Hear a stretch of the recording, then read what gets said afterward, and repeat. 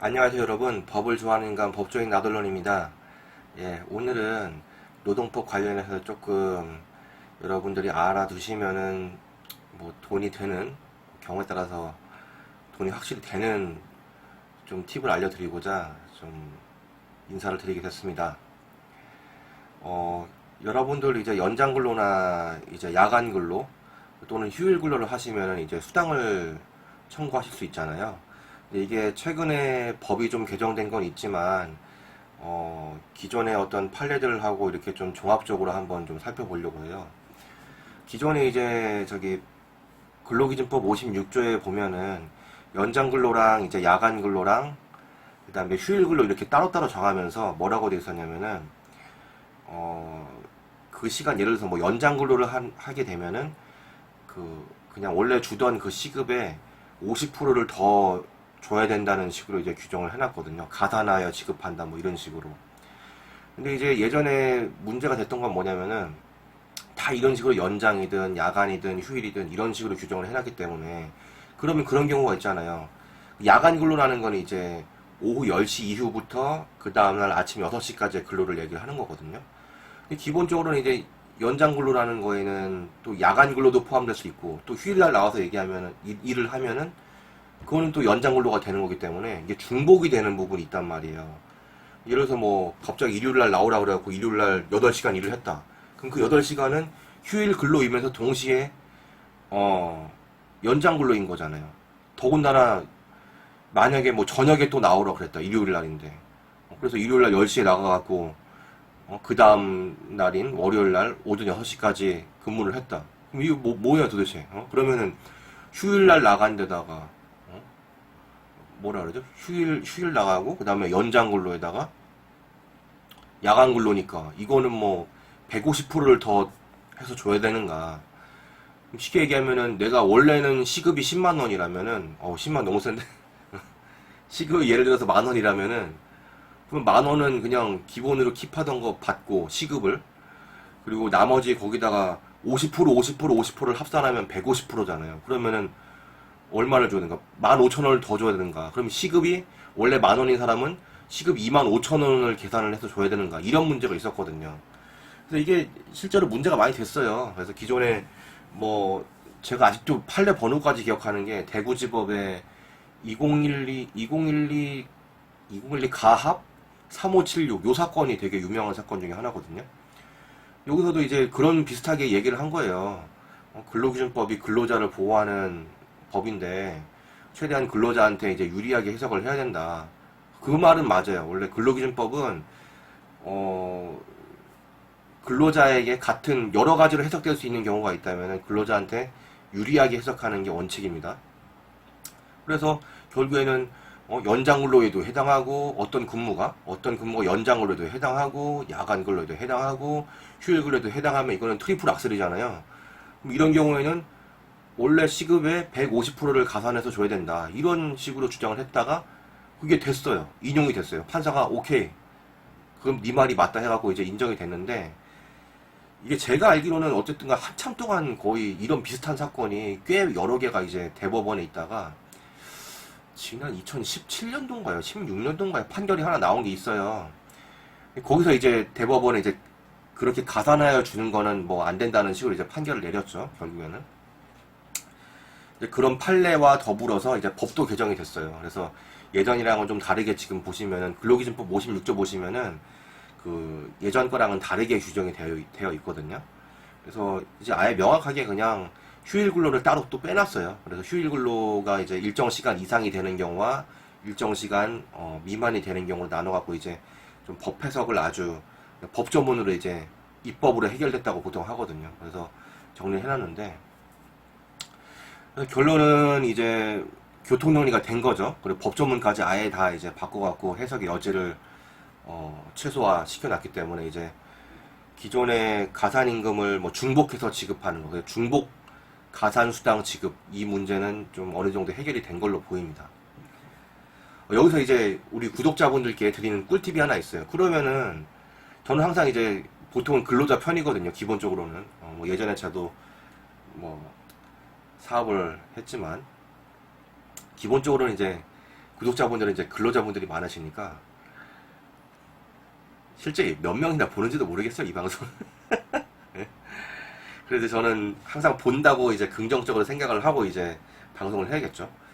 그래서 저기 봐주시는 분들은 정말 감사합니다. 예. 어디까지 하다 말았죠? 그러니까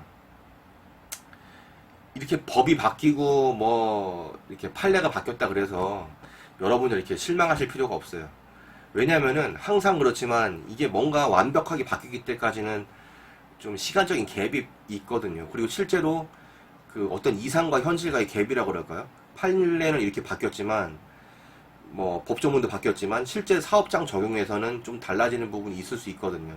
그 중에 하나가 이제 그 여러분들께서 진짜 좀 잘 항상 염두에 두고 직장 생활을 하셔야 되는 게 뭐냐면은 그 10인 이상 사업장 같은 경우에는 취업 규칙이라는 게 있거든요. 그러니까 항상 취업 규칙이라는 거를 잘 파악을 하고 계시면은 돈이 됩니다, 진짜로. 그래서 이제 취업 규칙을 한번 잘 봐보세요. 간혹 어떤 사업장 같은 경우에 간혹이라기보다는 좀 큰 기업이 아니라 중소기업 정도 규모 되는 데서는 이거를 그때그때 대응해서 잘 못 바꾸는 경향이 있어요. 그러니까 쉽게 얘기하면 법은 이만큼 가 있는데 뭐 취업규칙 뭐 10년 전 거 쓰고 뭐 이런 사업장도 꽤 있습니다. 이런 경우에는 이제 잘만 파악하면은 돈을 아주 짭짤하게 받을 수가 있는 거죠. 예를 들면 그런 거예요.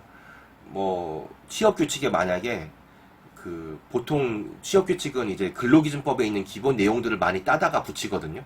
그러니까 연월차 규정이라든지 아니면은 뭐 지금 얘기했듯이 무슨 야근 규정 같은 것들을 이렇게 거의 별거 없으면 예전 근로기준법에 있는 거를 그냥 갖다가 이제 붙여 넣는 경우도 있고, 오히려 근로기준법보다 더 유리하게 해서 자기도 모르고 그냥 갖다 넣은 거예요. 사업주가, 사장님이 이것도 모르고 그냥 뭐 노무사든 뭐 경영지도사든 이렇게 만들어 주니까 그냥 그거 쓰는 경우도 굉장히 많거든요. 그래서 보시면 예전에 제가 그 임금 소송할 때도 그랬어요.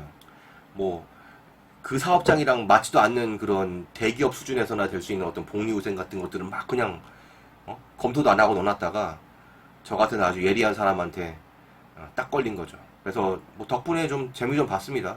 3천만 원 받은 거는 제가 따로 방송으로도 한번 했고요. 그 어쨌든 요지는 그 취업 규칙에 잘 보시고 거기 이런 가산수당 규정이 있는지를 한번 봐보세요. 뭐 야근 규정이라든지 뭐 어떤 그 챕터에 분명히 있을 거예요.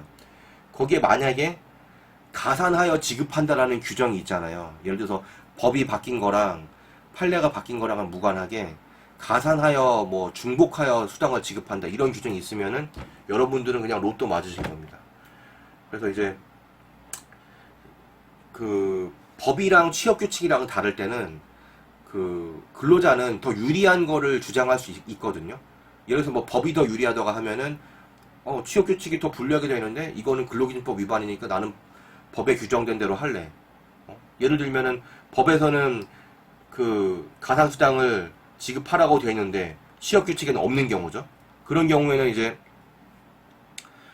법에는 주라고 되어 있으니까 나는 수당을 달라고 할 것이다. 그럼 이건 인정이 되는 부분이고요. 반대로요. 지금 제가 말씀드리고자 하는 부분은 반대죠. 법에서는 이제 중복해서 주지 말라고 하는 취지로 이제 제정이 되어 있는데 취업규칙에서는 예전 법 그대로 개정을 안 한 거죠. 예전 법 그대로 중복하여 지급해라. 뭐 야간 수당, 뭐 휴일 수당, 뭐 연장 수당 이것들을 다 중복해서 지급한다. 우리는 이렇게 한다라고 규정이 되어 있어요. 취업규칙에 만약에. 그러면은 여러분들은 그 규정을 들어서 지급해 달라고 뭐 사장한테 얘기하고 뭐 사장이 만약에 안 준다고 하면 자기도 아마 그런 규정이 있었는지도 몰랐을 거야 아마. 모르긴 몰라도. 그래도 이제 만들어 놓고 그 규정이 된 이상은 자기가 지켜야 되니까. 그래서 취업규칙에 이런 규정이 있으니까 중복해 지급해 주세요 했는데 만약에 말을 안 들어 그러면은 법원에 가서 판사한테 이런 규정이 있기 때문에 법이랑 무관하게 취업규칙이 더 유리하잖아요. 그렇기 때문에 이 유리한 규정을 판사한테 어필을 하는 거죠. 우리한테는 이런 규정이 있다. 법이랑은 상관없다. 그 주장하시면 받아들여집니다. 네.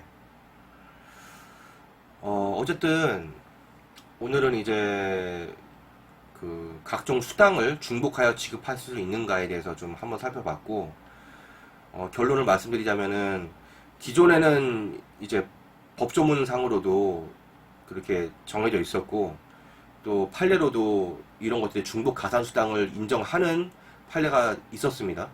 근데 이제는 법도 개정이 됐고, 판례도 이제 좀 바뀌었기 때문에, 중복 가산수당 지급을 청구하기는 원칙은 힘들지만, 만약에 여러분들 회사의 취업규칙 내에, 취업규칙, 인사규정, 똑같은 말이거든요.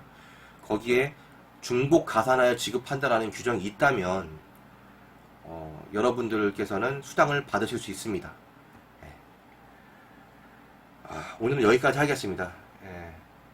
모쪼록 한번 취업규칙 한번들 다 점검을 해보시고, 많은 수당 챙겨가시면서 일하시기 바라겠습니다. 예. 저는 또 다음 시간에 뵙겠습니다. 감사합니다.